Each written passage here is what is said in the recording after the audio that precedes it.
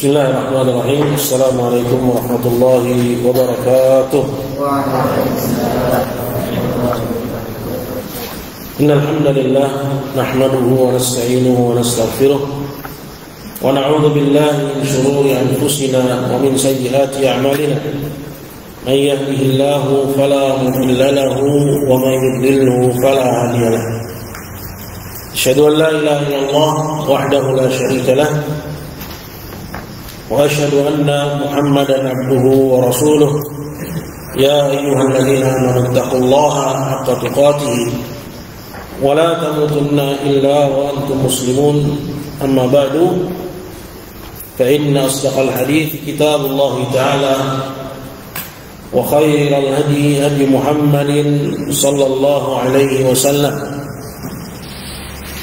وشر الأمور محدثاتها فإن كل محدثة بدعة وكل بدعة ضلالة وكل ضلالة في النار أعاذني الله وإياكم من النار. Hadirin ikhwah dan para santri yang saya muliakan, alhamdulillah, puji syukur kita panjatkan kehadirat Allah Subhanahu wa taala yang hanya dengan limpah nikmat dan curahan karunia-Nya di malam hari ini kita kembali bisa melangsungkan pembahasan dari pembacaan kitab Syarah Mufidul Mustafid fi Kufri Tarik Tauhid yang ditulis oleh Al-Imam Al-Mujaddid Syekh Muhammad bin Abdul Wahhab dan disyarah oleh Syekh Madhad Ali Al-Farraj. Pada pertemuan yang lalu kita telah mengambil pelajaran tentang bahayanya tasyabbuh dengan orang-orang kafir, di mana bahwa tasyabbuh dengan orang-orang kafir itu bisa menyeret seseorang sampai kepada kekufuran, walaupun pada dasarnya tasyabbuh dengan orang-orang kafir itu hukumnya adalah dosa besar dan bukan kekufuran. Namun mengingat bahwa asal mula kesyirikan yang terjadi pada bangsa Arab itu disebabkan karena mereka meniru-niru orang-orang yang ada di Syam.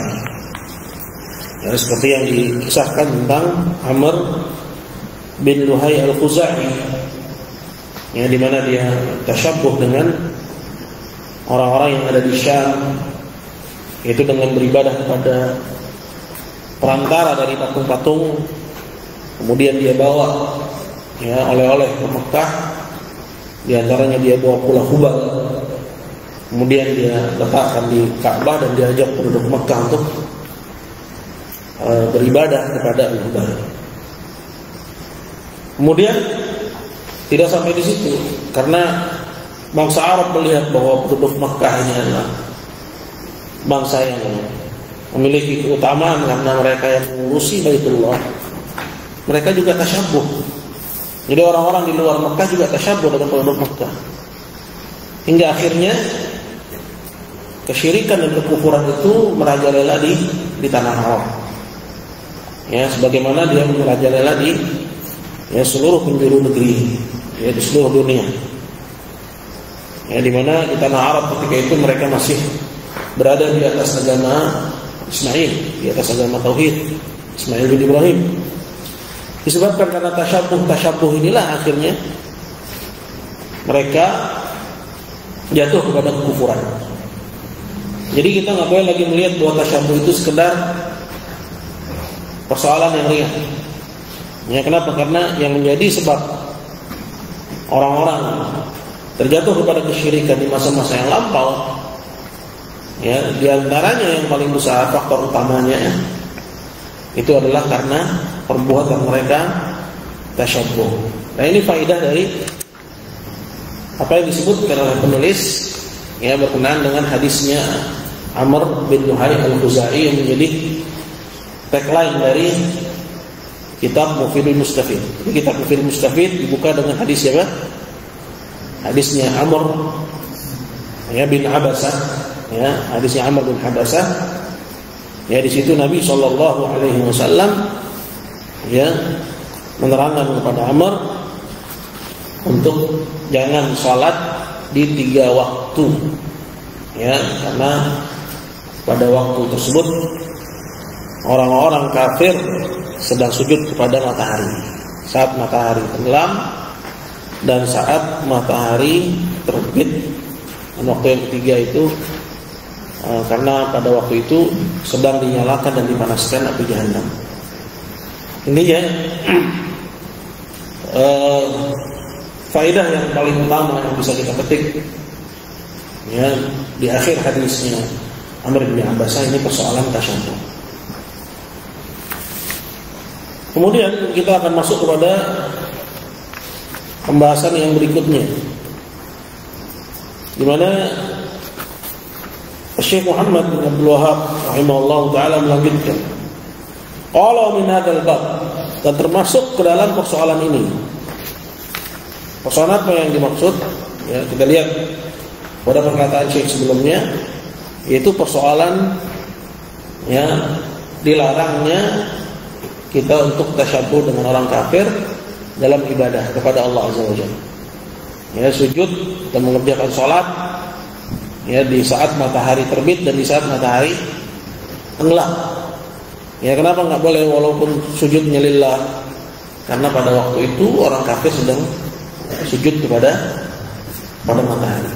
Wa min hadzal bab, dan termasuk ke dalam persoalan ini ya qala inna kana sallallahu alaihi wasallam, bahwasanya beliau alaihi salatu wassalam idza shalla ila 'udin aw 'amud, kalau beliau salat menghadap ke kayu atau pilah ya pada ya kayu atau pilah, itu yang dijadikan sebagai apa? Sebagai sutrah bagi orang yang salat ya. Ini termasuk sunnah yang mahyurah, sunnah yang banyak ditinggalkan, yaitu sholat ya menghadap ke sutrah ya. Dan sunnahnya sutrah itu ya tingginya setinggi muakharatir rahim, yaitu setinggi sandaran yang ada di pelana ya unta atau kuda ya. Muakharah itu sandaran, rahl itu yang diletakkan di atas punggung kuda atau unta sebagai tunggangan. Biasanya ada sandarannya ya. Nah, ini sunnahnya ya. Kemudian menjadikan antara ya tempat kita sujud ya dengan posisi sutrah itu mamarusyah ya, jaraknya kurang lebih ya bisa dilewati oleh anak kambing ya. Jadi jarak antara kita sujud dengan posisi sutrah kira-kira seukuran itu, dan tinggi sutrah juga seukuran itu. Nah, itu yang sunnah ya. Kemudian apabila ada orang lewat di belakangnya, maka tidak akan ya mengurangi kesempurnaan salat. Adapun kalau orang itu lewat di hadapan di antara tempat sujud kita dengan sutrah, maka Nabi SAW menyuruh kita untuk menghalaunya. Nah, cuman kita harus lihat-lihat dalam masalah sutrah ini dua hal. Yang pertama, ad-dunu ila sutrah ya, mendekat ke arah sutrah. Ini juga persoalan yang disunnahkan dalam sholat. Seperti misalnya kita sholat tidak ada antara kita dengan di hadapan kita sutrah, maka boleh kita mendekat apabila jarak antara kita dengan yang bakal kita jadikan sutrah itu tidak terlalu jauh sehingga tidak membutuhkan gerakan yang banyak. Tapi kalau misalnya antum ada di ya ujung pintu ya, sehingga antum mau mendekat ke arah sutrah harus jalan lebih dari 20 langkah, maka ini enggak perlu ya, maka tidak perlu ya. Kemudian harus diperhatikan juga kita ada di mana ya, sehingga jangan sampai terjadi fitnah ya. Karena kalau kita berjalan dalam sholat dengan maksud untuk mendekat ke arah sutrah, namun masyarakat ketika itu belum paham, mereka akan menuduh kita sholatnya jalan ya, itu jadi masalah ya, jadi masalah. Tidak dipungkiri bahwa itu sunnah, sama seperti as-salat bin ni'al, sholat dengan sendal sunnah. Tapi kita lihat di mana ya, apakah lingkungan kita orang yang ngerti atau ya mereka ya merasa asing dengan hal-hal yang sifatnya baru. Nah, ini hal yang perlu diperhatikan terkait dengan sutrah. Kemudian yang kedua terkait dengan sutrah, apakah perlu untuk membuat sutrah? Nah, nggak perlu. Sebagian masjid ya mereka pesan ke tukang kayu bikin sutra. Nah, sutra itu apa aja yang ada? Ya, orang yang lagi sholat di hadapan kita jadikan sutra. Atau misalnya ya tas bisa dijadikan sutra. Atau misalnya tiang yang ada di masjid bisa dijadikan sutra. Adapun membuat khusus sutra, ya ini tentunya butuh dalil, ya. Karena pada waktu itu Nabi sudah bikin mimbar dan nggak bikin sutra. Ya, artinya kalau itu benar yang dibolehkan, maka Nabi SAW sudah bikin sutra. Namun apa aja yang bisa dijadikan sutra, ya, tanpa harus membuat, ya, atau mesin sendiri ke tukang kayu. Nah, Nabi SAW dikatakan idza shalla ila 'udin aw 'amud. Kalau beliau salat ya ke 'ud, ya, biasanya ditancapkan harbah, yaitu anak panah sebagai sutra, ya, atau ya menjadikan sebagai sutra itu tiang pilar yang ada di masjid, ya. Ja'ala ala hajibil ayman, beliau menjadikan sutra itu di sebelah pelipis kanannya, ya, di sebelah pelipis kanannya, awil aysar atau di sebelah kirinya. Qala wa lam yasmut lahu samda, dan tidak menjadikannya itu menghadap, ya, head to head gitu. Seperti orang yang menyembah selain Allah Azza wa Jalla, tapi jadikan sebelah kanan sebelah kiri. Jelas di sini? Kenapa? Ya, karena alasan tadi. Ya, khawatir jatuh kepada musyabahah. Khawatir jatuh kepada tasyabbuh dengan orang-orang kafir yang sujud kepada berhala. Paham di sini? Ya. Qala wa lihadza na'a 'anis salat ila ma 'ubida min dunillahi fil qiblah. Oleh karena itu Nabi sallallahu alaihi wasallam juga melarang dari salat menghadap kepada apa-apa yang diibadahi selain Allah secara umum. Walaupun salatnya untuk Allah, ya, tapi di hadapannya ada patung, di hadapannya ada gambar, ya, walaupun gambarnya ini misalnya ya di sebagian masjid ditaruh gambar si pendiri masjid atau si pewakaf tanah masjid. Nah, di sebagian masjid ya ini kelewatan. Kenapa? Karena dengan begitu dia telah menjadikan masjidnya mirip seperti gereja. Ya, karena ketika Ummu Salamah cerita kepada Nabi tentang gereja yang dia lihat di Ardil Habasyah, di negeri Habasyah, diceritakan oleh Ummu Salamah berkaitan dengan gambar yang ada di gereja-gereja itu. Ya, santo-santo itu. Ya, orang-orang suci yang orang Kristen itu. Nah itu. Nah ini ditempuh oleh sebagian ya dari umat Islam yang nggak mengerti ya hakikat dari ibadah kepada Allah Azza wa Jalla. Ya, bahwa dalam persoalan ya ibadah tasyabbuh dengan orang kafir, ya mirip dengan orang kafir, walaupun dia sujudnya lillah, itu dilarang. Artinya wasilah kepada kesyirikannya aja dilarang. Maka gimana lagi dengan kesyirikannya itu sendiri? Paham di sini? Itu kan cuma wasilah. Tasyabbuh. Mirip. Kalau miripnya dilarang, walaupun sholatnya lillah, mau gimana lagi dengan orang yang sholat ya li ghairillah, untuk selain Allah, lebih terlarang dalam agama. Wa illam yakunil 'abid yaqsudu dzalik, sekalipun orang yang sholat ini tidak memaksudkan ya untuk sholat ya untuk siapa? Untuk selain Allah itu. Ya, jadi Nabi larang. Ya. Seperti kisah seorang yang datang kepada Nabi sallallahu alaihi wasallam dan dia menceritakan bahwa dia bernazar untuk menyembelih sembelihan di satu tempat yang dikenal dengan sebutan Buwana, itu di pesisir. Ya, di daerah pesisir. Kemudian Nabi sallallahu alaihi wasallam tanya kepada orang itu, apakah di sana ada berhala dari berhala-berhala jahiliyah yu'bad yang diibadahi? Ya. Qala la, tidak ada ya Rasulullah. Kemudian Nabi mengatakan ketika itu, apakah di situ ada Id? Ya, orang-orang jahiliyah mengadakan acara di situ tahunan. Ya, karena Id itu ada dua macam, ada Id zamani, ada Id makani. Ya. Id zamani itu waktu yang berulang. Id itu dari kata ada yaudu, yang berulang. Ya. Karena kalau kamu melakukan sebuah ritual dan itu berulang, ya. Kalau itu tempat yang kamu kunjungin berulang kali, berarti kamu jadikan tempat itu sebagai Id makani namanya, Id tempat. Ya, kalau waktu, ya pokoknya setiap tanggal sekian bulan sekian kamu selalu ke situ. Berarti itu namanya, atau kamu melakukan suatu ritual tertentu, itu namanya id zamani. Jadi id dari kata ada yang itu artinya apa? Berulang.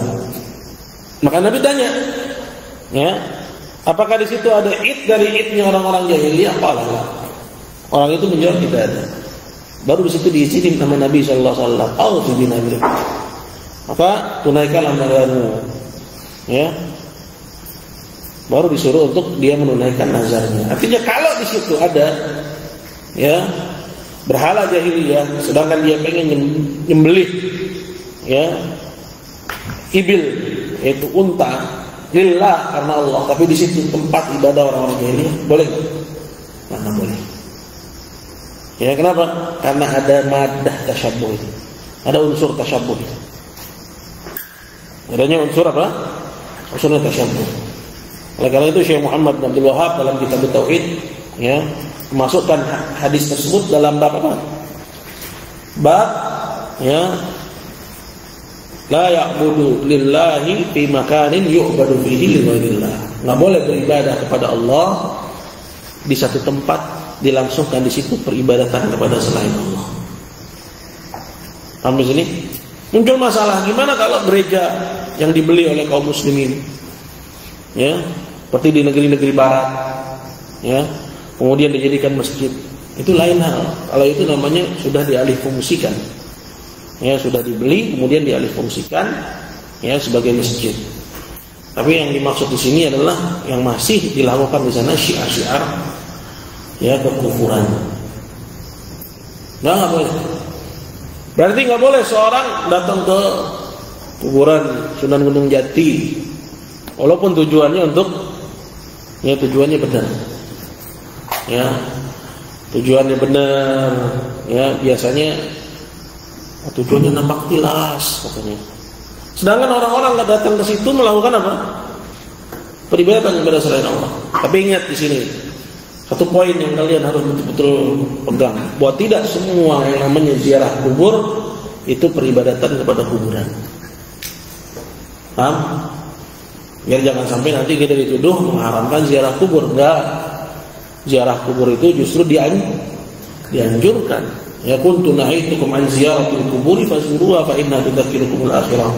Dulu aku melarang kalian dari ziarah kubur, tapi sekarang ziarahnya lah. Ya. Cuma yang jadi persoalan sekarang kalau kuburannya adalah kuburan yang biasa dilangsungkan di situ kesyirikan. Bagaimana? Maka harus tahari. Tahari dalam artian kita harus hati-hati. Gak semua orang yang datang ke situ dihukum pukul rata bahwa mereka menyembah kubur. Karena motifnya bisa macam-macam. Ya, motifnya bisa berbeda-beda. Walaupun mendatanginya termasuk dari membesarkan syiar, ya, orang-orang yang melakukan peribadatan kepada kuburan. Ya, dan antara satu tempat dengan yang lainnya itu berbeda-beda. Ada yang, ya, tempatnya kental, ya, nggak ada orang datang ke situ kecuali nyembah. Seperti misalnya di Kemukus, itu nggak ada lagi kemungkinan lain. Ya, tempatnya Pangeran Samudro, ya, di wilayah Sragen itu nggak ada kemungkinan lain selain beribadah kepada kuburan.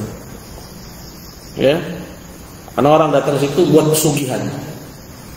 Ya, tapi ada juga tempat yang khalq, yang mungkin ada orang datang ke situ tujuannya dia mau tawassul lagi. Ya, minta kepada Allah dengan asumsi bahwa doa di samping kuburan lebih dikabulkan.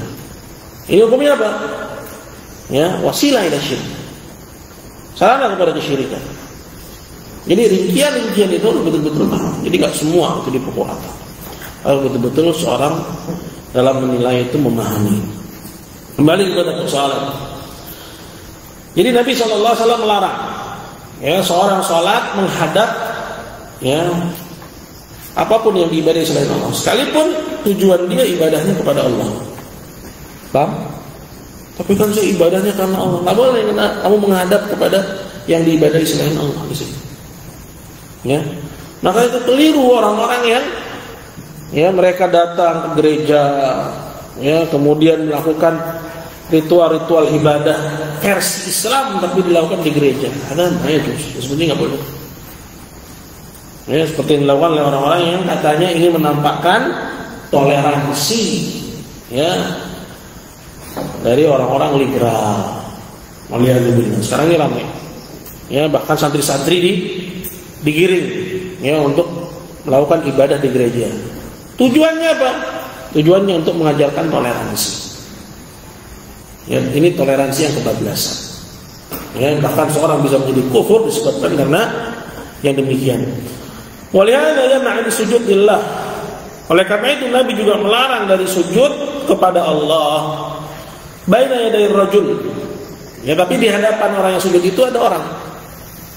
Dia sujud untuk Allah, tapi di hadapannya ada orang.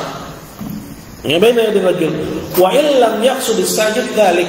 Sekalipun yang sujud itu enggak memaksudkan dengan sujudnya itu ibadah kepada orang. Lillah, dia ibadahnya untuk Allah. Ya, dia ibadahnya untuk Allah. Tapi di hadapannya ada orang, dia sujud kepada orang. Ya, berhadap-hadapan. Lima fihi min musyabahat sujud li ghairillah intaha kalamuhu. Ya, karena yang demikian itu mirip dengan sujud untuk selain Allah. Selesai perkataannya Ibnu Taimiyah dalam kitabnya Iqtida' Shiratal Mustaqim. Lalu berkata Syekh Muhammad, qala falyata'ammal mu'minun nasih li nafsihi. Maka hendaknya seorang mukmin yang sayang kepada dirinya memperhatikan hal ini. Ma fi hadzal hadits min al-ibar. Memperhatikan pelajaran-pelajaran yang terdapat dalam hadis ini. Maksudnya hadis siapa? Hadisnya Amr bin Abbas. Fa inna Allah Subhanahu wa ta'ala yaqussu 'alaina akhbarul anbiya wa atba'ihim. Sesungguhnya Allah Ta'ala telah mengabarkan kepada kita berita para nabi dan para pengikutnya. Ya. Liyakuna lil mu'min minal mustakhirina ibrah. Agar orang mukmin yang datang belakangan bisa mengambil pelajaran darinya. Fa yaqisu halahu bihalihim. Sehingga dia mengkiaskan. Ya, dia mencerminkan keadaannya dengan keadaan orang-orang dulu. Ada di manakah dia? Dalam posisi seperti apakah dia itu? Wa qassaqa al-kuffar wal munafiqin. Dan Allah juga mengisahkan kepada kita kisahnya orang-orang kafir dan orang-orang munafik. Ditajitani baban talabbasa biha aidan, agar kamu menghindari orang-orang yang terkena ya penyakit mereka juga. Ya, terkena kekufuran dan penyakit nifaq. Nah, itu maksud dari ya diturunkannya ayat, ya diceritakannya kisah orang-orang mukmin ya dengan para nabinya, orang-orang kafir dengan para nabinya yang mereka ingkari. Tujuannya untuk diambil darinya pelajaran dan kita mengkiaskan, dijadikan kisah itu sebagai cermin. Ya, karena ini kisah bukan kisah tentang kaum yang sudah lalu kemudian nggak akan berulang. Ya, kalau itu yang ada dalam benak kita keliru. Ya. Nah, yang menjadi sebab banyak orang tidak mengambil pelajaran ya adalah karena mereka meninggalkan prinsip ini. Apa itu? Mereka menganggap bahwa ya apa yang Allah ceritakan itu untuk kaum qad madat, kaum yang sudah lewat, dan tidak akan terulang pada ya masanya. Ya, kalau dia berpikir seperti itu, maka dia nggak bisa mengambil darinya pelajaran. Qala fa mimma fihi min al-i'tibar. Dan di antara pelajaran yang bisa diambil dari hadisnya Amr ini, anna hadzal arabi jahili, bahwa si Amr yang dia itu seorang badui ya di masa jahiliyah, lamma dzukira lahu anna rajulan bi Makkah yatakallam fid din bima yukhalifun nas. Ketika disampaikan kepada dia ada orang laki-laki di Mekah yang berbicara atas nama agama yang menyelisih banyak orang. Sampai kepada Amr kisah ini. Ya, orang ini siapa yang dimaksud? Adalah Nabi SAW. Lam yasbir, Amr enggak sabar. Hatta raqiba rahilatahu, hingga dia siapkan tunggangannya. Ya, faqadima alaih, dan dia pun naik ke atas tunggangannya dan berangkat menemui orang ini. Wa alima ma indahu, dan mengetahui apa yang dia bawa. Ya, dia enggak sabar untuk segera mengetahui apa yang dibawa oleh orang ini. Maksudnya Nabi. Kenapa? lima fi qalbihi min mahabbatid din, karena dalam dadanya terdapat kecintaan terhadap agama wal khair, dan kecintaan kepada kebaikan. Jadi dia pengen tahu apa yang dibawa oleh orang ini. Karena Ahmad sudah tahu bahwa agama masyarakatnya ketika itu adalah agama yang rusak. Ada orang ngomong, ya, yang menisbatkan kepada agama, ya, yang menyelisih semua orang, ya, menyelisih semua orang. Maka dia pengen tahu. Wa hadza fussira bi qouli ta'ala. Dengan inilah ditafsirkan firman Allah Ta'ala, yaitu ayat yang kedua-dua sampai 23 dari surat Al-Anfal. Di situ Allah Azza wa Jalla berfirman, "Inna syarrad dawabi indallahi summul bukmul ladzina la ya'qilun." Sesungguhnya seburuk-buruk makhluk di sisi Allah adalah yang tuli dan bisu, yang mereka tidak berakal. Lau alimallahu fi khairan asma'ahum. Kalau Allah mengetahui pada mereka kebaikan, Allah akan jadikan mereka mendengar. Apa maksudnya? Ya, dijelaskan oleh Syekh qal ay hirsan ala ta'allumid din. Lau alimallahu fihim khairan. Kalau Allah ketahui ada pada mereka kebaikan. Apa yang dimaksud dengan kebaikan di sini? Yaitu hirsan ala ta'allumid din, bahwa dia punya semangat untuk mempelajari agama. La asma'ahum. Allah akan perdengarkan kepada mereka itu. Maksudnya la afhamahum. Allah akan jadikan dia paham tentang, ya, murad Allah, apa yang Allah maukan. Jelas di sini? Ya. Pada yadul. Maka ini menunjukkan ala anna adamal fahmi fi aktsarin nas al-yawm, bahwa banyak orang sekarang ini enggak paham agama. Ya, adlun minhu subhanah, sebagai bukti dari keadilan Allah. Ya, adlun minhu subhanah lima ya'lam fi qulubihim, karena Allah mengetahui apa yang ada dalam dada-dada mereka, min adamil hirsi ala ta'allumiddin, karena mereka enggak semangat dalam belajar agama. Jadi kenapa banyak orang enggak paham? Karena memang Allah berpaling dari. Nah, kalimat adil di situ diartikan juga bahwa Allah berpaling. Walladzina kafaru, ya, dalam ayat, ya, Allah sebut ya'dilun, bahwa mereka ya'dilun artinya bukan adil, tapi artinya apa? Artinya berpaling. Jadi kondisi banyaknya orang yang enggak paham tentang hakikat din, hakikat agama yang dibawa oleh Nabi Muhammad SAW. Ya, itu disebabkan karena apa? Karena merekanya yang enggak semangat dalam mempelajari agama Allah SWT. Ya, jadi Allah yang berpaling karena Allah tahu bahwa mereka enggak semangat dalam mempelajari agama. Lau alimallahu fihim khairan, kalau Allah mengetahui ada pada mereka kebaikan, artinya hirsan. Kebaikan di sini diartikan dengan hirsan. Ya, yaitu semangat dalam mempelajari agama. La asma'ahum, Allah akan jadikan dia mendengar, maksudnya la afhamahum, Allah akan jadikan dia paham. Jadi pemahaman itu didapat dari apa? Dari seorang semangat cerita. Nah, berarti sebaliknya, kenapa orang sekarang banyak nggak paham? Ya, karena mereka nggak semangat bercerita. Ya, jadi kisah Amr ini dijadikan, ya, sebagai, ya, penjelasan dari firman Allah Subhanahu wa taala tersebut. Ya, yang menerangkan akan firman Allah Subhanahu wa taala tersebut.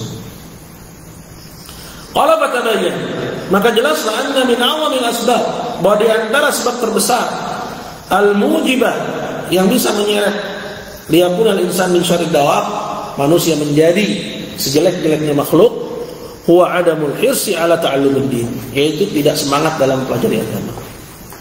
Qala fa idza kana hadzal jahiliyah hadha talab, maka apabila seorang badui yang ada di masa jahiliyah ini, dia mencari tahu dengan begitu semangat, ya, pergi menemui Nabi SAW, dapati Nabi ketika dalam keadaan sembunyi, ya, kaumnya semena-mena terhadapnya, kemudian hingga akhirnya dia bertemu dengan Rasulullah dan dia bertanya, ya, apa yang ditanyakan oleh Amr kepada Nabi, ya, ma anta, kamu ini apa? Kata Nabi, ana nabi, aku nabi. Wa ma nabi, apa itu nabi? Arsalanillah. Allah mengutusku. Oh ima arsalak, dengan apa dia mengutusmu? Nah ini poin yang penting. Ya, di masa ketika itu Islam dalam keadaan lemah, tapi dia sudah tahu apa goalnya. Arsalani bisilatil arham, untuk menyambung silaturahim, wa kasril authan, dan menghancurkan berhala. Ya, wa yu'badallah la yusyrak bihi syai', dan agar hanya Allah semata yang diibadahi dan dia tidak disekutukan dengan suatu apapun. Itu. Ya. Amr mencari tahu dengan semangat yang dia punya. Fama udru man ittiba'al anbiya, maka apa alasan yang bisa diterima dari orang yang mengaku saya pengikut Nabi? Wa balaghu anhum ma balagh, kemudian sudah sampai kepada dia dari agama ini, ya, dengan porsinya. Wa indahu man yu'id 'alai ta'lim, dan di situ ada yang mengajarkannya ilmu. Wala yarfa bidzalika ra'san, namun dia enggak mau mengangkat kepala, maksudnya dia enggak mau memberikan perhatian. Ya, kalau seorang Arab jahili ini begitu semangatnya, lantas apa alasan orang yang dia katanya sudah menjadi pengikut para nabi, mengetahui sebagian dari kebenaran, kemudian ada yang mengajarkan di sisinya, wala yarfa bidzalika ra'san. Alangkah banyak yang seperti ini. Fa in hadara wastama', ya kalaupun dia hadir atau dia mendengarkan, fakama qala ta'ala, kondisinya adalah seperti yang Allah Ta'ala firmankan, ma ya'ti min dzikrin min rabbihim muhdatsin illa istama'u wa yal'abun. Tidak datang kepada mereka dari peringatan Rabb mereka illa istama'u wa yal'abun, melainkan dia mendengarkannya sedangkan hatinya lalai. Lahiyatan qulubuhum. Nah ini banyak kita dapati dari kondisi orang-orang yang katanya notabene ngaji, ya, tapi ketika disodorin kepadanya taklim dengan bertahap semuanya, ya, infaddu, ya, bercerai-berai. Senangnya apa? Senangnya tablik bam, ya, senangnya apa? Senangnya, ya, tematik. Namun yang betul-betul ngaji, baca kitab, betul-betul berusaha untuk memahami tadarruj, ya, maqallum, ya, sedikit dari ini. Ya, kemudian walaupun mereka hadir, kebanyakannya apa? Lahiyatan qulubuhum, hatinya lalai, ya, hatinya lalai. Nasallallahu alaihi wasallam. Qala wa fi min al-ibad, dan pada kisah ini juga terdapat pelajaran. Anna lamma qala arsalanillah, bahwa ketika Nabi mengatakan kepada Amr, Allah mengutusku, qala bi ayyi syai'in arsalak. Kemudian Amr bertanya, dengan apa dia mengutusmu? Qala bi kadza wa kadza. Kemudian dijawab oleh Nabi sallallahu alaihi wasallam. Fatabayyana zubdat risalah ilahiyyah wa da'wah an-nabawiyyah, sehingga jelaslah bahwa intisari dari risalah ilahiyah, dari risalahnya Allah, wa da'wah an-nabawiyyah, dan dakwah semua nabi, huwa tauhidullah bi ibadatihi wahdahu, itu menauhidkan Allah, ya, dalam peribadatan kepadanya semata, la syarikalah, dia sekutu baginya, wa kasril authan, dan menghancurkan berhala. Nah, kadang kan kita pengennya dakwah tauhid, tapi dakwah tauhidnya yang adem-adem aja, ya. Padahal apa? Padahal yang namanya dakwah tauhid seperti yang dikatakan Nabi SAW, ya. Tapi kan kita nggak mampu, ya bukan berarti kita nggak menyiapkan kemampuan. Ya, seorang itu harus, ya, menyiapkan mentalnya. Paling nggak dia bilang enti lo. Ya, kalau kata orang tahu itu udah ngomong enti lo, hati-hati udah. Ya, dia udah diancam banget. Ya, kalaupun dia nggak mampu, sekarang dia siapkan aja, dia siapkan generasi yang kelak dia akan mampu. Seperti Imam Nawawi rahimahullah. Ya, Imam Nawawi itu lebih dulu daripada Syekhul Islam Ibnu Taimiyah berkenaan dengan banyaknya peribadatan kepada selain Allah yang ada di Dimashq ketika itu. Imam Nawawi mengatakan semoga Allah, ya, siapkan generasi yang menghancurkan, ya, berhala-berhala ini. Sampai akhirnya datang generasi Syekhul Islam Ibnu Taimiyah, dia keluar dengan murid-muridnya bawa kampak, bawa linggis, ya, benar-benar. Ya, kita nggak mampu, ya, la'allallah, semoga Allah mudah. Ya. Tapi kalau sekarang kita nggak siapkan, nggak kita tanamkan dengan pemahaman yang benar, ya, kalau begitu khawarij, ya udah habis mati semua. Ya. Khawarij itu ya ini suka salah paham. Orang yang mengkafirkan dengan sebab dosa besar, bukan orang yang mengkafirkan dengan sebab syirik akbar. Paham? Ya. Selanjutnya, tabayyana anna zubdat risalah ilahiyah. Jelaslah bahwa intisari risalah Allah dan dakwah nabawiyah dan dakwah semua nabi huwa tauhidullah bi ibadatihi wahdah, yaitu menauhidkan Allah dengan mengibadahinya semata, la syarikalah, tidak ada sekutu baginya, wa kasril awthan, dan menghancurkan berhala. Nah, ini poin yang sering ditinggalkan di persoalan kasril awthan. Ya, menghancurkan berhala. Qala wa ma'lumun, dan dimaklumi anna kasraha la yastaqimu illa bi syiddatil adawah, tidak mungkin tercapai melainkan dengan kerasnya permusuhan, wa tajridis sayf, dan menghunus pedang.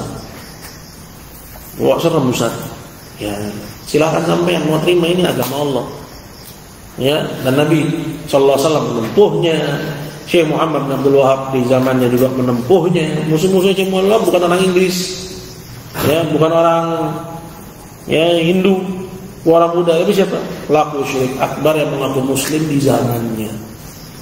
Nah, ketika Syekh mengadakan ekspansi itu, ya hingga ya jatuhlah ya wilayah-wilayah ya ke dalam pangkuan ya Diriyah, kerajaan Saudi Arabia, ya kerajaan tauhid yang pertama. Wilayah-wilayah tersebut adalah wilayah-wilayah yang dihuni oleh orang yang mengaku Muslim, namun mereka melakukan praktek-praktek kesyirikan. Oleh karena itu Syekh Muhammad bin Wahab dituduh sebagai apa?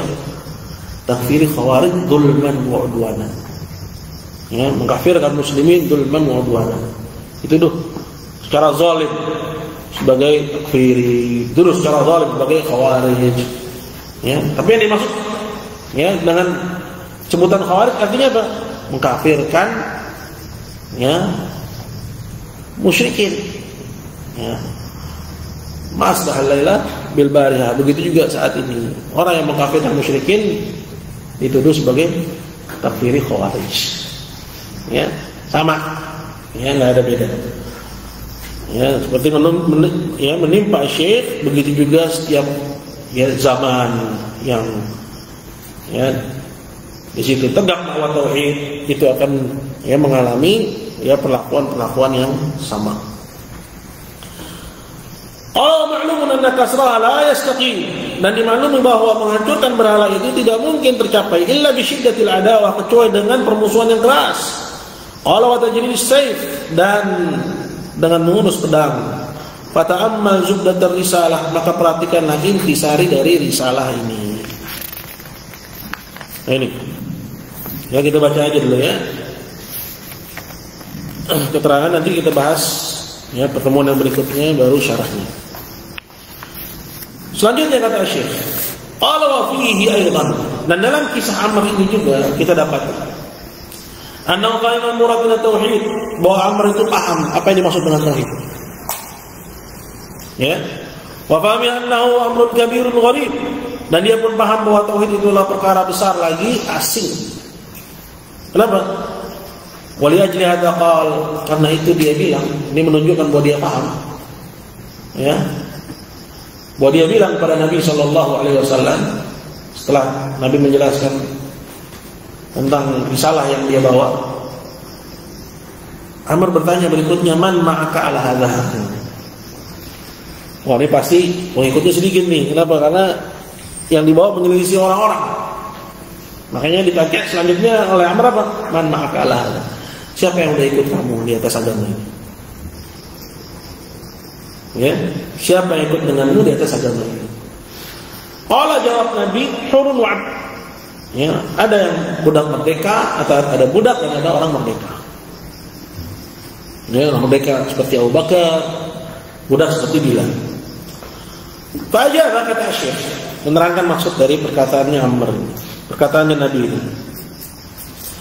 Inna jami'al ulama wal ubbad, bahwa semua ulama di masa itu, ya maksudnya orang-orang berilmu, para orang-orang yang membaca Alkitab, yang memiliki sedikit dari ilmu agama. Karena musyrikin ketika itu Ya, jangan pernah ada dalam benak kita ini. Ya, seperti yang dikatakan oleh orang-orang yang keliru dalam memahami persoalan ini bahwa mereka orang kafir asli. Ya, kita udah jelaskan bahwa mana yang asli? Yang asli at-tauhid atau kesyirikan yang tarik, kesyirikan yang itu, barang baru yang hinggap dalam akidah muslimin. Yang kedua, Nabi SAW mengatakan dalam hadisnya, kullu mauludin yuladu ala al-fitrah. Setiap bayi dilahirkan di atas fitrah. Begitu juga Abul Anbiya Adam, di atas tauhid. Baru terjadi kesyirikan di zaman siapa? Zaman Nuh alaihissalam. Bahwa kesyirikan, kekufuran itu tarik. Apa itu tarik? Dia yang hinggap. Bukan aslinya umat manusia itu kufur, kemudian baru ada tauhid. Ya. Karena di sini bahwa aslinya manusia itu bertauhid, baru datang kufuran, kesyirikan. Nah, begitu juga musyrikin Mekah, aslinya mereka ahli tauhid. Karena mereka adalah pengikut bapak moyang mereka siapa? Ismail bin Ibrahim. Maka ketika mereka bilang, "Inna wajadna aba'ana ala ummah." Kami dapati bapak moyang kami di atas satu ajaran, wa inna ala athari muqtadun. Kami cuma mau ikut ajaran mereka. Maksudnya siapa? Ismail bin Ibrahim. Maksudnya kami percaya dengan ajaran yang diturunkan oleh bapak moyang kami dari Ismail bin Ibrahim, bahwa itu ajaran yang benar. Maka mereka itu dalam kondisi yang dipenuhi dengan syubhat. Tapi ketika datang Nabi, kemudian mereka menolak apa yang disuruh oleh Nabi, sekalipun punya syubhat, mereka kufar. Mereka adalah orang kafir. Mereka tetap dikatakan sebagai orang-orang kafir, sekalipun mereka tidak mengetahui hakikat kebenaran. Yang tahu hakikat kebenaran bahwa Muhammad ini Nabi yang dibawa adalah benar, tapi tetap dia pengen pegang ajaran bapak moyang, kufurnya beda. Kufur ingat, kufur juhud. Kata Syekhul Islam yang kafir dari kalangan musyrikin Mekah dengan kufur ingat, kufur juhud itu sedikit aja. Rata-rata mereka kufurnya karena punya syubhat, karena jahil, karena muhrid, karena berpaling. Gitu. Jadi kembali kepada persoalan bahwa semua ulama, kata Syekh di masa itu, wal ubbad, dan para ahli ibadah, wal muluk, para raja-raja, pembesar-pembesar, tokoh-tokoh, wal amah, dan juga orang awamnya, grassrootsnya, mukhalifuna lahu, menyelisihi Nabi. Nggak ada yang setuju sama Nabi. Walam yatba'u ala dzalika illa man dzukir, dan tidak ada yang menjadi pengikut Nabi selain yang Nabi sebut, yaitu hurun wa abd. Sedikit aja yang itu. Maksudnya di sini apa? Bahwa amr paham, bahwa perkara tauhid adalah perkara yang agung, lagi apa? Lagi asing. Fahadha Allah dalilin. Maka ini menjadi dalil yang paling terang. Ala anna al-haqq yakunu ma'a qalqalin, bahwa kebenaran itu senantiasa, seringnya, qad yakunu ma'a qalqalin, seringnya itu sedikit jumlahnya. Sebagaimana Allah Subhanahu wa taala firman dalam Al-Qur'an apa? Wa ma yu'minu aktsaruhum billahi illa hum musyrikun. Tidaklah kebanyakan mereka beriman kepada Allah melainkan mereka musyrik. Begitu juga firman Allah yang mengatakan wa qalilun min ibadiyas syakur, dan hanya sedikit dari hambaku yang bersyukur. Wa in tuti aktsara man fil ardi yudilluka an sabilillah. Kalau kalian mentaati mayoritas orang, mereka akan menyesatkanmu dari jalan Allah. Anal haqqat yakunu ma'aqal qalil. Seringnya kebenaran itu selalu bersama dengan yang sedikit. Wa annal batil qad yamla'ul ardh, dan bahwasanya kebatilan itulah yang biasanya memenuhi seantero bumi. Nah ini.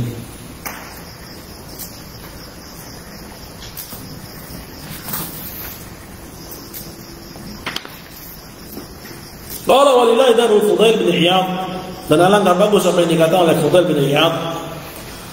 rahimahullah yaqul, di mana beliau berkata, la tastawish minal haqqi li qillati salikin, jangan kalian merasa sempit dari kebenaran karena sedikitnya orang yang menempuhnya. Wala taqtaru bil batil li kathratil halikin, dan jangan kalian tertipu dengan kebatilan kemudian kalian ikut dikarenakan banyaknya orang-orang yang binasa. Qala wa ahsan minhu qauluhu ta'ala, dan tentunya yang lebih baik lagi dari ucapan Fudail adalah firman Allah Ta'ala, wa laqad saddaqa 'alaihim iblisu dhannahu fattabahu illa fariqan illa qalilan minal mu'minin. Ya.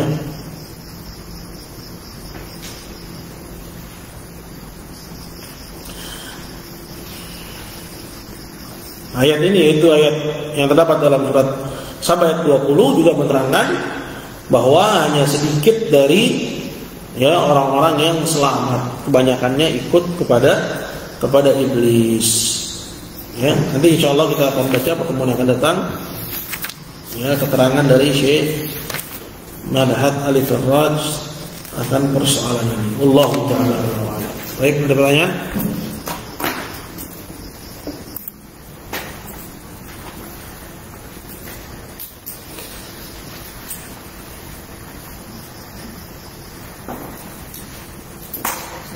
Ya.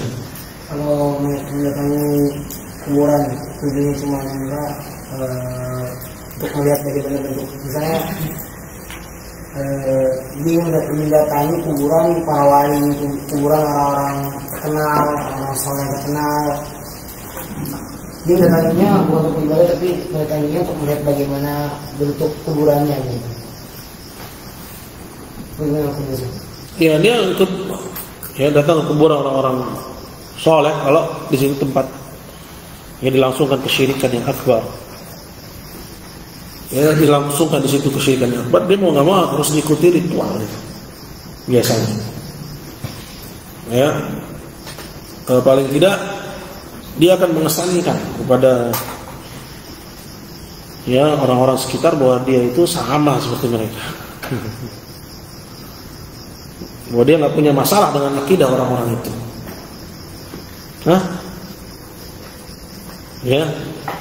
Kemudian biasanya di tempat-tempat seperti itu yang datang itu juga diminta untuk melakukan beberapa hal yang terlarang dalam agama. Jadi sebisa mungkin seorang itu tidak mendatangi tempat-tempat tersebut kecuali untuk maslahat yang jelas. Kalau cuma untuk lihat-lihat, nggak ada manfaatnya. Tapi misalnya dia ingin menyusun strategi dalam dakwah, bahwa suatu saat dia mungkin butuh untuk mengetahui lokasi tersebut dan semisalnya, nah itu maslahatnya jelas, maka boleh dia datang ke tempat tersebut. Tapi kalau maslahatnya nggak jelas, seperti hanya untuk lihat, ingin tahu, anak tilas, bikin clipping sejarah, ini nggak perlu. Dia bisa lihat di internet, selesai sudah itu. Paling tidak dia membesarkan syiarnya musyrikin. Tapi kalau misalnya kuburan tersebut kuburan orang besar, orang-orang tidak beribadah kepadanya, tidak melakukan kesyirikan di situ, nggak apa-apa. Dengan tujuan yang boleh sifatnya. Jadi dilihat kalau kuburan tersebut adalah kuburan yang disembah selain Allah, maka harus jelas maksudnya. Untuk menyusun strategi dakwah misalnya, suatu saat nanti saya mau masuk dari sini, saya mau berbuat sesuatu di situ misalnya, boleh.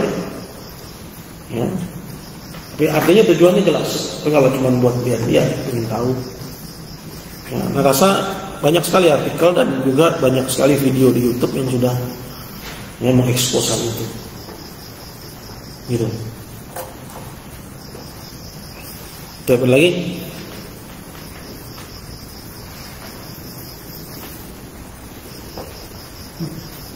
Nah.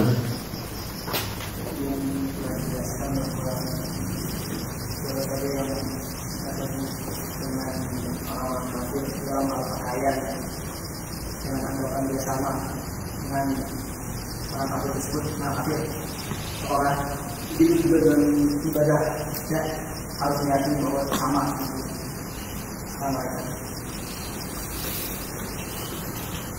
kesamaan dalam ya pakaian itu hukum asalnya adalah dosa besar saja. Ya, tapi kalau disertai dengan ya disertai dengan anggapan bahwa tidak ada antara dia dengan orang kafir itu perbedaan dalam hal agama, ya, sertai dengan anggapan seperti itu, maka ini hukumnya kufur, seperti yang dikatakan oleh Ibnu Taimiyah kemarin. Coba kita lihat dulu ya. Ya, perkataannya San'ani. Ya, di halaman 88 dari cetakan yang saya pegang, San'ani mengatakan, qala wal haditsu dalun ala anna man tashabba bil fusaq kana minhum. Dan hadis menunjukkan, maksudnya hadis man tashabba bi qaumin fa huwa minhum. Barang siapa meniru satu kaum maka dia termasuk dari mereka. Hadis ini menunjukkan bahwa barang siapa yang meniru-niru orang fasik maka dia termasuk orang fasik. Au bil kuffar, atau meniru orang kafir. Awil mubtadi'ah, atau al bid'ah. Fi ayyi syai'in mimma yakhtassuna bihi, dalam perkara yang menjadi ciri khas mereka. Jadi poinnya pada perkara yang menjadi ciri khas, itu hal yang harus digaris ya atasi. Ya. Misalnya pakaian, atau misalnya topi tertentu yang menjadi ciri khas, ya. Aw malbusin aw markub aw hay'ah, min malbusin aw markub aw hay'ah, dari yang dikenakan, yang ditunggangi, atau ya hay'ah, ya penampilan yang menjadi ciri khas. Qalu, para ulama mengatakan fa idza tashabba bil kuffari fi zayyin. Jadi San'ani menukil dari para ulama, apabila seorang meniru orang-orang kafir dalam suatu model, wa taqada an yakuna bidzalika mithluhu, kemudian dia meyakini bahwa dengan dia meniru si kafir itu dia sama seperti si kafir, kafar, maka dia kafir. Ya. Qala fa illam ya'taqid, tapi kalau dia enggak meyakini seperti itu, maksudnya dia enggak meyakini bahwa dengan dia meniru si kafir dia sama dengan si kafir, fa fi khilafun bainal fuqaha, maka ada perbedaan pendapat di kalangan fuqaha. Maka yang lebih selamat jangan niru gitu. Ya, khurujan minal khilaf, keluar dari khilaf. Minhum man yaqul yakfur wa wadal hadits, wa minhum man qala la yakfur lakin yu'addab. Di antara mereka ada yang mengatakan kafir dan itu lahiriah hadis, dan di antara mereka ada yang mengatakan tidak menjadi kafir namun dia harus dihukum. Jadi kalau dia meyakini dengan meniru dalam hal pakaian, cuma dalam perkara yang ya menjadi ciri khas, ya menjadi ciri khas orang kafir, terus dia meyakini bahwa dengan dia berpakaian orang kafir tersebut, ya dia ya sama seperti halnya mereka orang-orang kafir itu, maka di sini dikatakan bahwa orang itu yakfur, dia bisa menjadi kafir. Dan tentunya lebih jelas lagi kalau dia meyakini tidak ada perbedaan antara dia dengan orang kafir dalam segala hal, ya termasuk dalam perkara akidah, ya.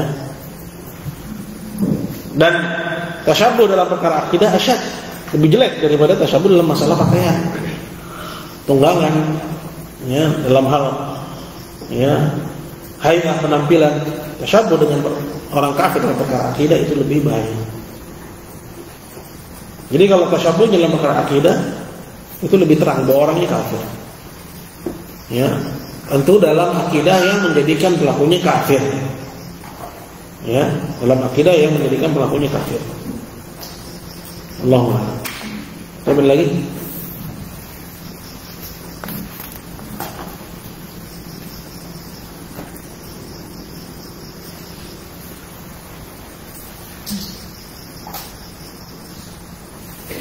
Cuma dalam perkara tasyabbuh, ya paling ringannya itu hukumnya adalah ya dosa besar, ya hukumnya adalah haram, ya kecuali apabila diiringi dengan yang tadi telah dijelaskan. Dan tasyabbuh itu nggak butuh niat, Yang perlu kita ketahui di sini tasyabuh itu nggak muncul niat. Ya, itu yang dijelaskan oleh Syekh Ahmad bin Yahya An-Najmi. Ya, bahwa tasyabuh itu terwujud hanya dengan ya terjadinya kemiripan. Ya, terjadinya kemiripan. Sallallahu alaihi wasallam. Ya, saya ingat Syekh Mukbir rahimahullah taala itu sampai nggak suka pakaian Pakistan. Padahal pakaian Pakistan itu ya pakaian muslimin ya. Pakistan muslimun. Kenapa? Karena Allahu a'lam nggak dijelasin. Ya. Dia menganggap bahwa itu pakaian ajam. Ya. Orang India pakai, ya, orang Hindu juga pakai. Sama aja tuh pakaiannya. Yang saya ingat beliau juga sampai nggak suka dengan pakaian Pakistan. Tapi beliau nggak tampakkan dan beliau tidak gembar-gemborkan persoalan itu. Ya, sempat terlintas ya satu kali dalam pelajarannya. Ya tahu ya pakaian Pakistan ya, yang segini gitu. Ya, yang 3/4 tuh. Pakaian 3/4. Allah. Jadi yang lebih populer itu sebenarnya sarungan sama jubahan. Sarungan sama jubahan. Baik, yakfi. Ada pertanyaan lain?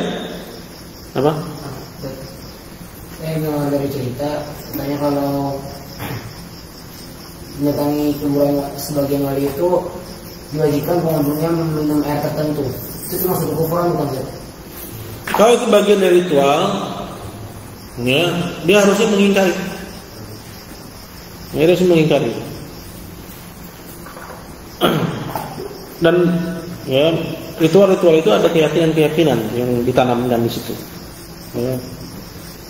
Seperti misalnya minum dari telaga ini, minum dari harus mandi di tempat pemandian ini, pemandian itu, ya sebelum masuk ke ruang utama dari kuburan.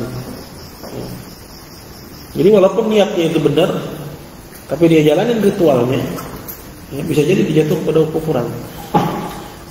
Artinya ritual-ritual itu ada keyakinan-keyakinan yang ditanamkan di situ. Ya, ada keyakinan-keyakinan di situ. Seorang muslim harusnya menampakkan ya perbedaan, bukan malah mengikuti ritual-ritual yang menyelisih syariat. Tapi nggak semua tempat-tempat itu begitu. Ya. Seperti dari yang dijelaskan, ada yang kental, seperti misalnya kayak di Kemukus itu kental. Ya, ada yang bercampur. Ya. Ada yang mungkin nggak ada sama sekali. Walaupun kuburannya adalah kuburan orang soleh. Ya, saya di Mesir sempat datang kuburan Imam Syafi'i, Imam Waqi' bin Jarrah. Biasa-biasa aja. Orang nggak banyak melakukan ritual-ritual situ. Ya. Datang ke situ dengan maksud ya sebagai apa? Sebagai peninggalan sejarah saja waktu itu. Ya. Begitu. Tapi nggak ada orang melakukan macam-macam. Kecuali di kuburan Husain. Kuburan Husain di depan Jami Al-Azhar. Ya, yang dikabarkan bahwa di situ dikubur kepala Husain. Nah, itu memang tempat orang-orang nyembah Husain. Ya. Allahu a'lam. Baik, cukup ya. Subhanakallah bihamdik, asyhadu an la ilaha illa anta, astaghfiruka wa atubu ilaik. Assalamualaikum warahmatullahi wabarakatuh.